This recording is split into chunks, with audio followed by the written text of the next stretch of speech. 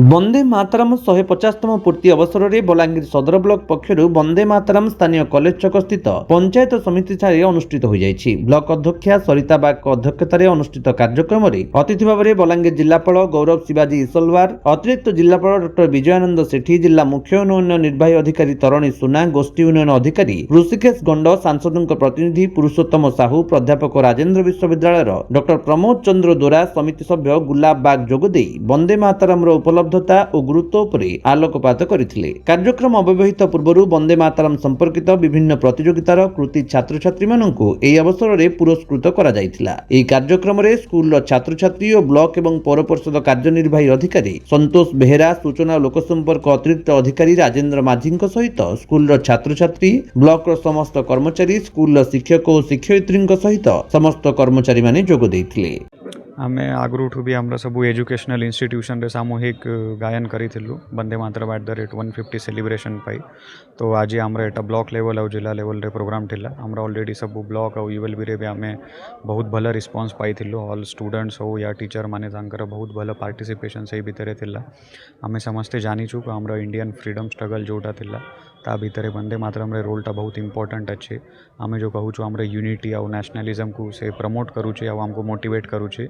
सही टाइम रे जोटा आमर यूनिफाइड फैक्टर थिला से भितर एटा बहुत इंपोर्टेंट येटा और तार आमे 150th ईयर सेलिब्रेशन टाइप करूछु। तो एटा आमर फ्यूचर जनरेशन पिला माने या आम समस्तक पाई बहुत इंस्पायरिंग जर्नीटा अच्छे। तो आमर इंडिया रे भी जते आमे इंटरनेशनल वर्ल्ड लेवल रे भी देखुछु कि केमिति आमर डिस्प्यूट्स और ये सब आसुची। तो ता पाई जदि आमको इंडिया रे किछि प्रॉब्लम आसिला तो ताकू जेमिति आमे यूनिटी रे यूनिफाइड वे रे समस्तक इन्वॉल्वमेंट रे पैट्रियोटिज्म फीलिंग रे केमिति सेलिब्रेट करिबा ता पाई एटा आमको डेफिनेटली मोटिवेट करिवो।